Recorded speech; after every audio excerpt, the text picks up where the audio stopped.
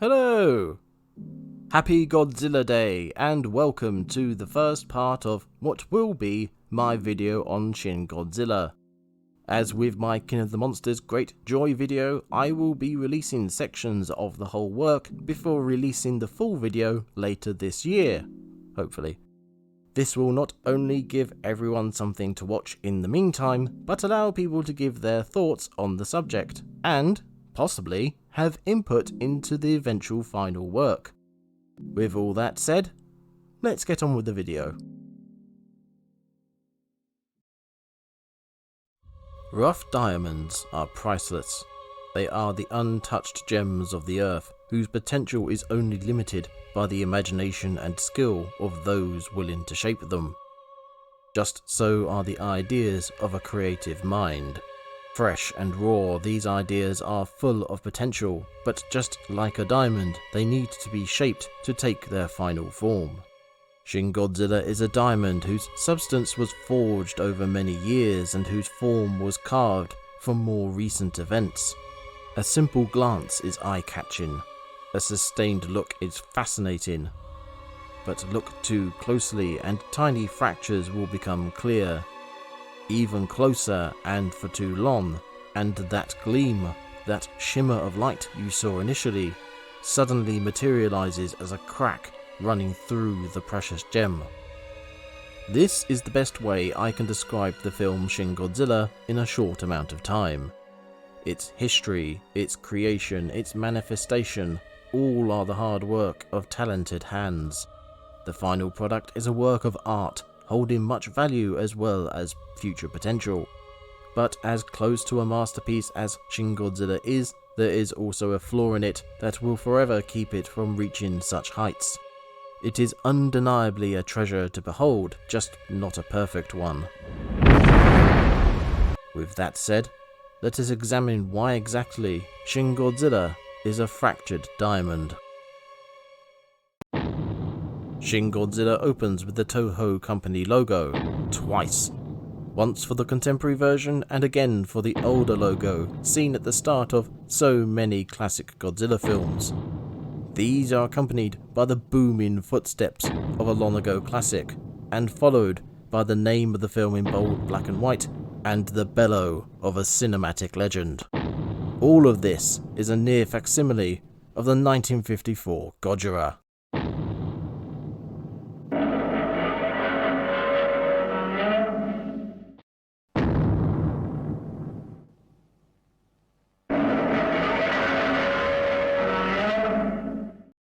Before even the first scene of the film has started, Shin Godzilla is laying its cards on the table.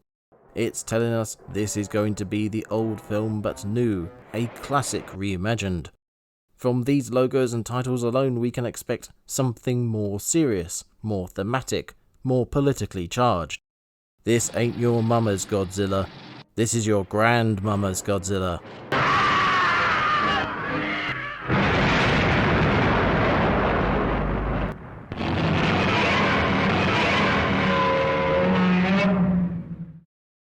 Expectations firmly set, the first scene opens with the Coast Guard finding an abandoned boat in Tokyo Bay.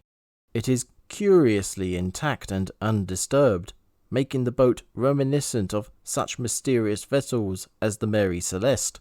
But there is little time to explore this mystery before the craft is rocked and filled with steam. Here I'm going to split Shin Godzilla into two. We will come back to the start of the film to examine the actions of the human cast, but first I want to follow in the booming footsteps of the title character, Godzilla.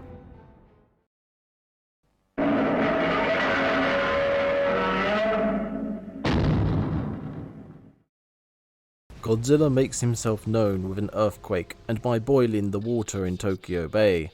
This is closely followed by torrents of dark red fluid that stain the sea and leak into underground roadways.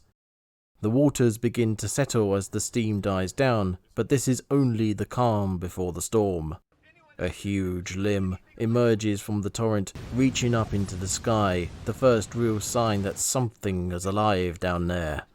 Shortly after, Godzilla begins his journey, swimming to shore and ploughing his way upriver, smashing boats and nearby buildings and cars in his wake. It is here we get our first terrifying glance at the glaring eye of the monster. This is a great start to the film and a great build-up to the introduction of the new Godzilla. There's mystery, tension, speculation, mixed in with a disgust at the red fluid and the alien, tentacle-like limb reaching from the water. And as this proto-Godzilla, more on that in a second, crawls up the river, I suspect many would be reminded of the tsunami from only a few years prior. Just like the original Godzilla symbolized the destruction unregulated nuclear weapons could cause, so too this proto-Godzilla is a metaphor for the destructive force of the earthquake and tsunami experienced in 2011. Legendary's 2014 Godzilla would embody a similar natural disaster, but unlike that film, Shin Godzilla would be far more on the nose about its meaning. For me, the giant glaring eye appearing for but a moment amongst the debris is meant to hint at the unforeseen, unnatural horrors the initial natural disaster would unleash. Before long, Godzilla is on the... Sorry. He takes the path of least resistance, stomping his way through the streets of the city. As he goes, blood horrifically sloshes out of his bulbous gills and splatters across the tarmac. Now, I understand why this version of Godzilla looks like he does. I understand, but it doesn't make it any less funny. Seriously, this is the first look at a Japanese Godzilla in 12 years, and this is the shot they went with? More to the point, this is the design? The look is supposedly based on the frilled shark, a fish native to the waters of Japan that retains many traits found in extinct species from 150 million years ago. Much like the coelacanth, the frilled shark is essentially a living fossil, which works quite nicely as an update to the Godzilla is a dinosaur origin, especially with the mutation story the film is going with. More on that in a bit. Which is why our first look at the new Godzilla is what it is. It's a frilled shark mutated by nuclear waste into a new, horrifying creature. The skin is a sickly colour and broken in places to reveal raw flesh beneath. It's also leaking blood, which confirms that the disgusting dark red fluid leaking into the tunnels and spreading into the water earlier was the creature bleeding. Everything about the design of this proto-Godzilla is meant to convey a sense of not rightness, from its look to the way it moves to what it leaves behind. This creature is suffering from mismanaged nuclear waste, a theme consistent throughout Godzilla's history, and one that links directly to the events Shin Godzilla is criticizing. That glaring eye peeking through the wreckage of the boats earlier is representative of the unpredicted nuclear meltdown that the 2011 tsunami would eventually cause. All of which can be easily missed because you're too busy laughing at its gormless mug. I'm not being overly satirical here. This version of Shin Godzilla is actually considered cute by some people. There's even a plush of it, for crying out loud. No, I don't have one. Not for lack of trying. Anyway, for a while it appears that the people of the city will be safe, so long as they stay off the streets and away from the writhing terror that stalks them. But whatever force is directing him, whatever source is drawing him onwards, Godzilla abandons the streets and tries to climb over this building, crushing the men, women and children within. Then Godzilla suddenly collapses on his belly, his massive body wearing him out on land, his gills struggling to breathe the air. Or whatever process caused his skin to tear and gills to bleed has finally done him in. But just as it seems he's done and dusted, Godzilla changes, and the formerly silent monster gains a voice.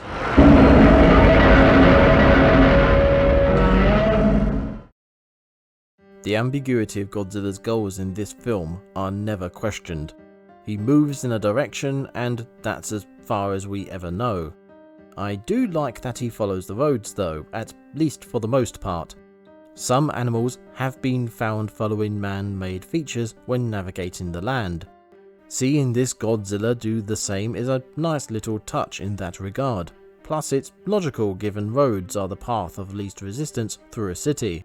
The building being climbed over and knocked down adds that little extra slice of insecurity to the scene and removes the sense of safety found within.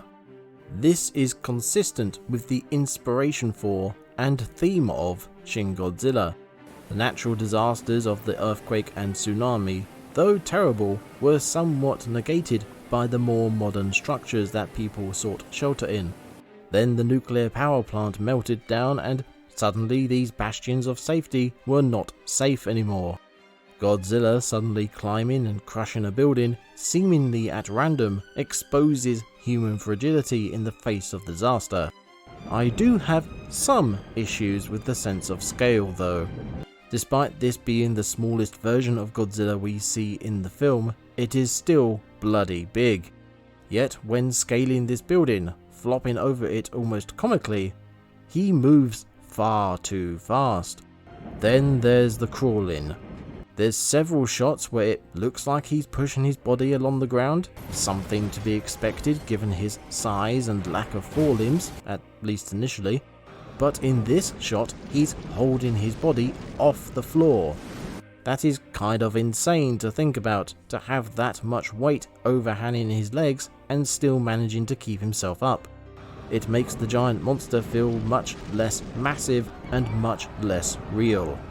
As for the transformation, I'm glad they didn't show it again.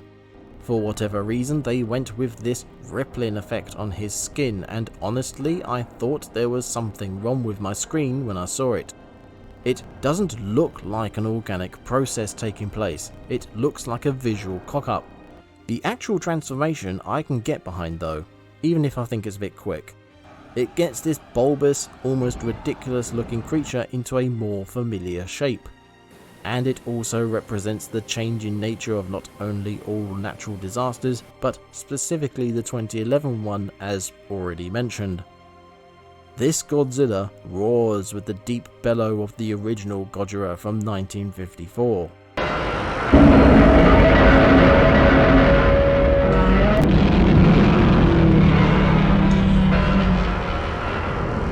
I can see why they chose this roar for this form. It's a similar size to the 54 Godzilla and is the stage before the next larger form, just like how Godzilla's size increased film after film. However, I don't think this is a good fit for this form, but I'll get more into that in a bit. Godzilla stands upright and begins to waddle forward, adjusting to his new form. But it's not long before military helicopters arrive. There is a standoff, the helicopters hovering before Godzilla as they stare each other down. Then the helicopters fly away. As they depart, Godzilla is distracted by his spinal fins glowing. With a farewell bellow, Godzilla gives up his newfound verticality and reverts to crawling to get back to the sea. This is probably the first scene that, on a rewatch, stuck out. Godzilla was stumbling about and getting used to his new form, and I liked the awkward, ungainly gait they gave him. As is worked out by the human cast, more on that later, Godzilla is mutating to suit his environment or his needs. His former form was too aquatic, so he metamorphosed into a more terrestrial creature. But it's one thing to want something, and another to use it. It's a new body, one Godzilla has to get used to, and so he waddles like an old drunkard, trying to remember which way is home. It adds a bit of character to this new Godzilla, something he sorely needs. Speaking of, as he continues his journey to wherever it was he was going, he stops. The helicopters arrive at about the same time, but it's not entirely clear if he stopped because of them or if it was just coincidence.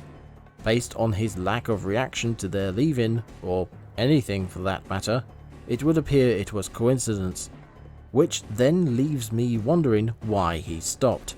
In universe, no idea, he just did. In terms of filmmaking, he needed to be stationary to allow for the tense moment when... well, let's leave that for the human side of the story, shall we? As the helicopters leave, Godzilla looks to his spinal fins. Again, as worked out by the human cast later, Godzilla is nuclear powered and is beginning to overheat from being out of the water. An alternative version of this scene could have Godzilla looking visibly exhausted or suffering from overheating. That way he would be standing still trying to recover, allowing for the scene to take place and giving him some expressiveness, again something he badly needs. Alas, we have what we have. The overheating is a nice detail. It's logically consistent, unlike the whole standing around bit, and a reference to Godzilla vs. Destroyer, where the big threat of the film was Godzilla overheating. This won't be the last time Godzilla vs. Destroyer is going to be mentioned in this video. After a hasty retreat to the sea and a long spell with the human cast, Godzilla returns, and now he's more recognizable as the giant monster we know and love, along with a blast of nostalgia to go with it.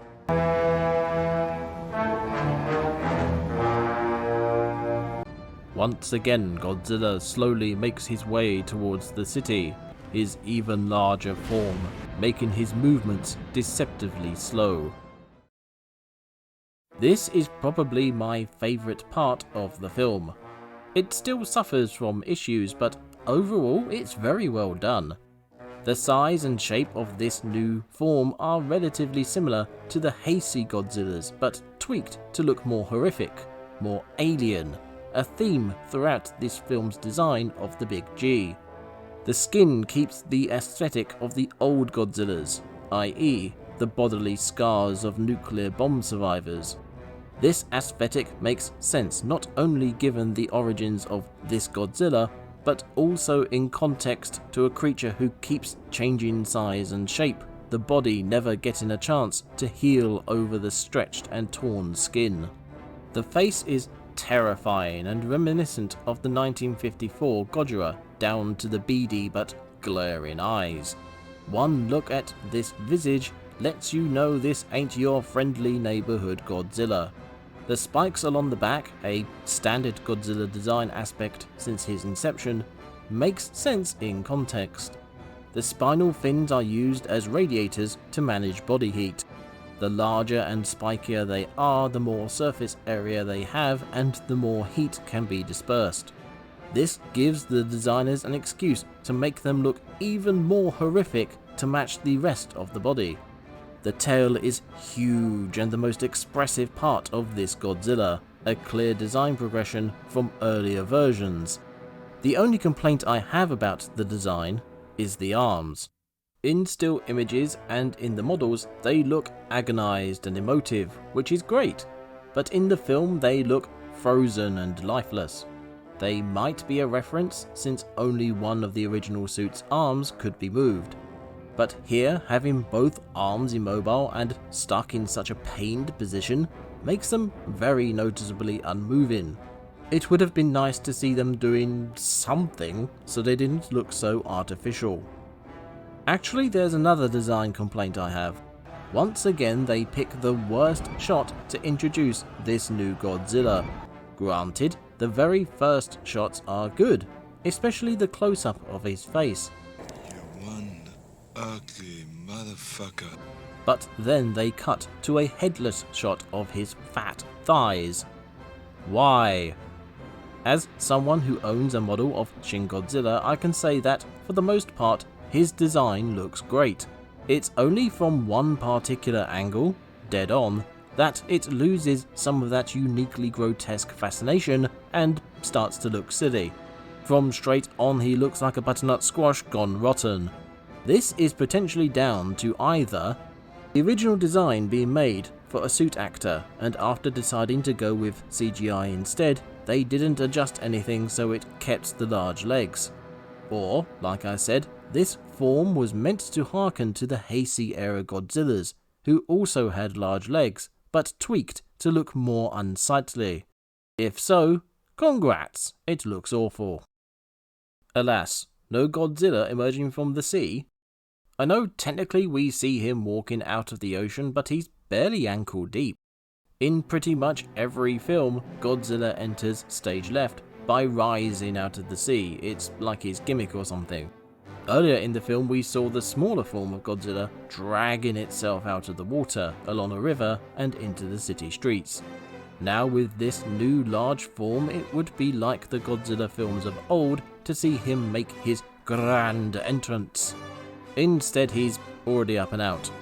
IR disappoint. By contrast, Godzilla's walk through the built-up area is brilliantly well done. Gone is the conservative street navigation of his former, smaller self. Now this immense being makes a beeline for wherever he's going, trampling all before him and leaving destruction in his wake. For now, the emotionless, unmoving features match the uncaring crushing of society beneath his gargantuan feet. This may or may not be a subtle jab at big companies or government bodies who build for profit at the expense of safety, like, say, the people who built and maintained a certain nuclear power plant. But it almost certainly represents the uncaring nature of, well, nature, and of disasters, be they natural or man-made. Beyond metaphoric extractions, Godzilla's landing is presented awfully well. Shots from the streets, shots from the train, shots from a long way away. All these low perspective shots really instill the scale of this titanic beast. This is something the older films struggled to do, but the new films, including the American legendary films, have managed really well. Also, these really long distance shots make Godzilla feel like a part of the scenery, a part of the landscape. This not only embeds this Godzilla into the realism of the film, but it's a perfect metaphor for how Godzilla is a part of the Japanese culture, that he's just as much a part of Japan as the land, sea, and sky. I particularly like this shot. Because of the length of the tail and the scale of Godzilla, his torso is actually far enough away to be in the distance, so has a bit of a haze on it. This is one of the few times in these films that such a thing is even acknowledged, let alone specifically and deliberately focused on. Love it. One more thing I wanted to mention before moving on were the tiled roof buildings. They are on screen only briefly and are easy to overlook, but they are very similar to scenes from the original Gojira. When he too first landed in 1954, Gojira stomped through some old tiled roof buildings. In 2016, Shin Godzilla recreates almost the same shots. Yet another homage to the original film. As he approaches a group of high-rise buildings, an attack begins. Helicopters pelt Godzilla with bullets and missiles, followed by tanks and heavy artillery, raining fire down on his legs and head. The assault is topped off with bombs being dropped from planes overhead, and it appears to be working as Godzilla first stops his advance, then turns aside. But the illusion of success is dispelled as a portion of bridge is torn from its resting place and flung into the air, crashing down and landing on nearby tanks. The military personnel can only watch helplessly as Godzilla carries on his long walk. This whole scene gets across just how unstoppable this Godzilla really is. Once again we get lots of really nice perspective shots, this time dynamic ones from the tanks, helicopters, and even the bombs. This scene gives the film a chance to show off one of Godzilla's unique traits, his eye protection that is reminiscent of some reptiles such as crocodiles. And once again we get a bit of nostalgic callback to the original film with Godzilla flipping a bridge. It's done whilst Godzilla is shrouded in smoke from the bombs dropped on him, so we don't actually get to see him grab and throw the bridge, saving the animators some time and effort. I see what you did there, film. As much as I don't want to bring this up, the budget on this film was tiny, and it's clear where some corners were cut, like here. This will only become more evident as the film goes on.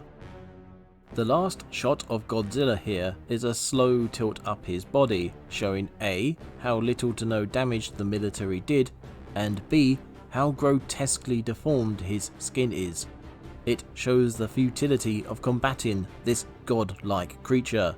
It also shows how broken he is, how malformed, and, probably, how pained he is. It's a shame more of this couldn't be conveyed by Godzilla himself through actions or shows of emotion.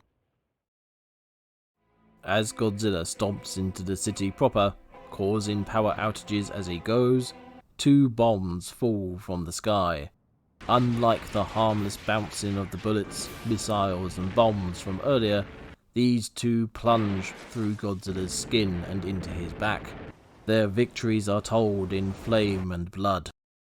Godzilla, hurt and angered, screams his frustration at the sky, then begins his reply.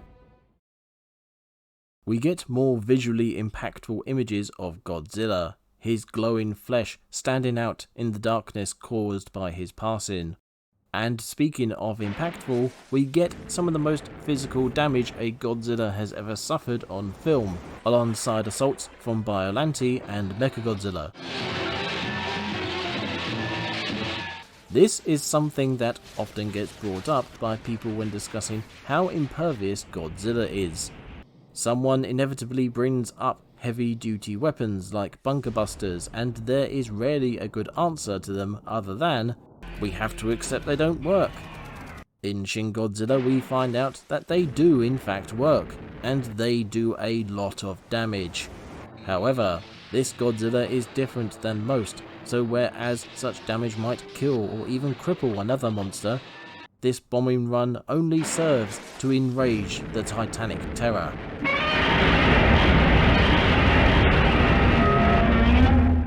I pointed out earlier that they used the deeper, bellowing roar of the 1954 Godzilla for the smaller version of Shin Godzilla. The 4th Godzilla form uses the latter, higher pitched roar. I can see why they did it this way, as the changing forms have been a representative progression of Godzilla through the years, amongst other things. However, I still think they should have been the other way around.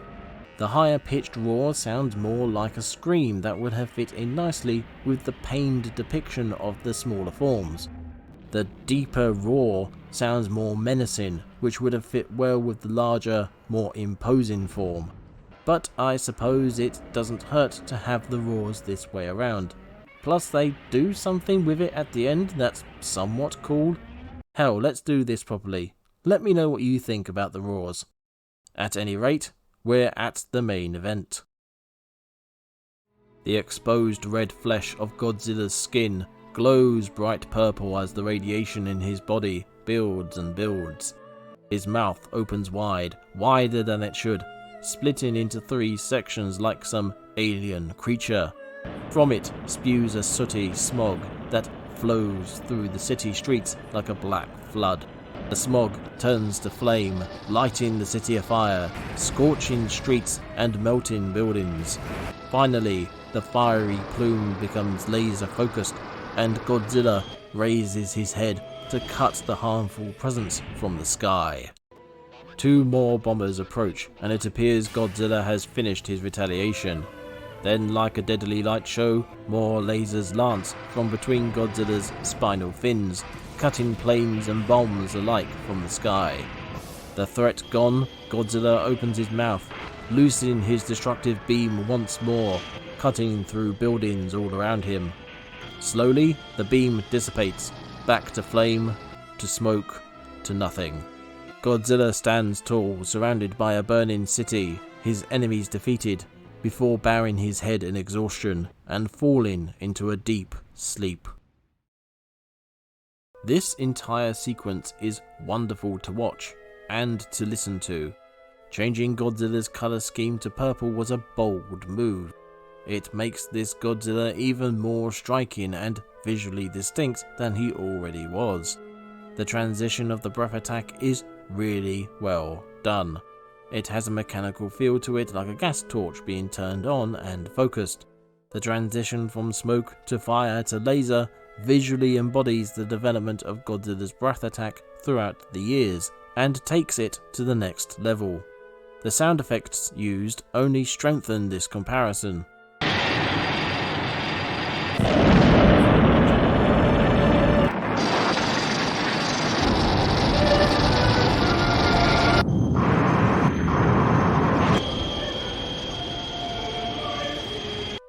The laser breath also makes a lot of sense, especially for this Godzilla and indeed another later version.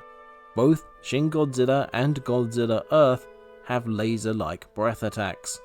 They are so fast they cover great distances almost instantly, which is in complete contrast to the monsters emitting them.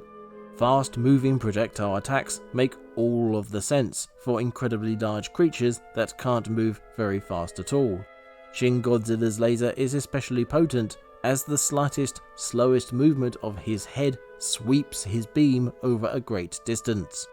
Speaking of, I like the way that Godzilla, after having destroyed the bombers, waves the laser around every which way. It's like he's saying, uh-oh, what do I do with this thing? How do I switch it off? His cooling down and hibernation after this exercise gives the audience an understanding of his abilities and their mechanical limits, which comes into play later. And once again, the visuals the breath causes are stunning and in this case demonic, with Godzilla silhouetted by the burning city, a symbolic reminder of history if ever there was one.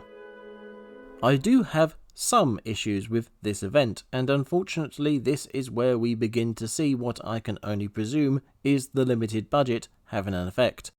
The distance the fire covers is over the top in my opinion. The smoke I'm okay with, and it would have been interesting to see some effect of that alone, like buildings further away from the epicenter blackened with soot. But the fire reaching as far as it did in all directions was too much. In the original film, and indeed others, Godzilla moves around, stomping through cities and spreading fires in his wake. Here though, Godzilla is stationary, and although any fire would eventually cover a lot of ground, like the Great Fire of London for instance, it doesn't feel right for this fire to cover this much, this fast. It creates this striking visual after the fact, and this gorgeous shot, but these could have been reduced and still been as striking. The distance the laser covers more than makes up for a reduced fire effect. Similarly, the multiple lasers out the spine was overdone as far as I'm concerned. It makes sense, I can't mock that. The spinal fins are the heat radiators, so having the gaps between them be more direct access to the radioactive core and easier escapes for its energy is completely logical. But the single focused laser out the mouth was, once again, visually striking and a great progression of the breath attack. To then have that immediately outdone by the back attack? Having the updated breath attack be immediately outdone by the back attack seems like an overstep, a misjudgment, especially considering what happens later in the film, but we'll get to that. It's only made worse by Godzilla, somehow, knowing where to direct the beams when they're on his back and he's not looking that way, which leads into the possible budget limitations. Up until now, the largest form of Godzilla was very slow moving, which made sense considering the scale of the bastard. This is something that works really well in this film, since he's not fighting another monster and there's no need for fast-paced action. This film, like the legendary films before and after it, are leaning much closer to realism, and the slower movements work well with that. Which is why it was so weird to see Godzilla quickly step forward when using his back attack. More so when, after the attack is over, he takes 2 quick juddering steps forward before stopping. To get my point across, if I slow the clips down myself, I think it looks a lot more natural and in rhythm with the earlier scenes. After the carefully considered movements up until this point, I can only imagine the reason behind these sudden lurches can only be down to budgetary issues, i.e., time, budget, or both wouldn't allow for a full slow render of the animation, so they had to speed it up and shorten it. If this was the only instance of it, I might have given it a disappointed shrug and a pass, but it's not the last time this comes up.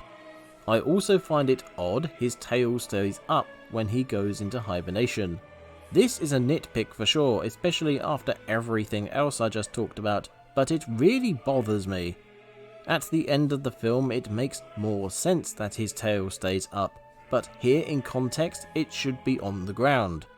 It does exactly this in a later scene, which only makes its uprightness here odd. But like I said, this is a small issue in the grand scheme of things.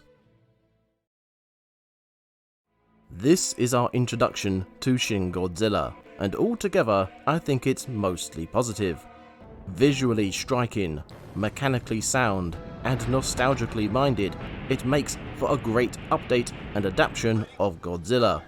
The film takes an idea that has apparently been around for decades, i.e. Godzilla mutating, and uses it not only to make tribute to the history of Godzilla in cinema, but transmogrifies it to the modern era.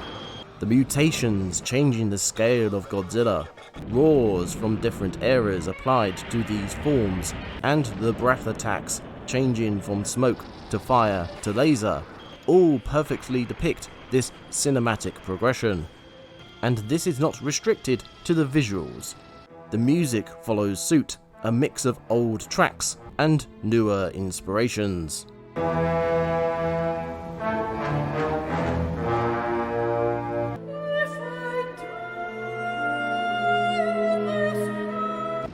These nostalgic callbacks help cement the themes of the film, those being the criticisms of the 2011 natural and nuclear disasters in the form of the Big G himself. Godzilla's character does suffer somewhat because of this, as he could certainly do with some more character traits besides glaring ominously. There are some aesthetic choices I'd change as well, like the arms and the legs, along with reassigning the roars and a few niggles regards certain abilities. Some of these choices are almost certainly affected by the budget, along with some effects like the weirdly rippling skin of the transformation and the 2 quick steps. Overall though, Shin Godzilla as a monster is a welcome, serious update taken from an angle hitherto untaken. But despite what some might say, a Godzilla film isn't really a Godzilla film, nor the monster really Godzilla, without a human element.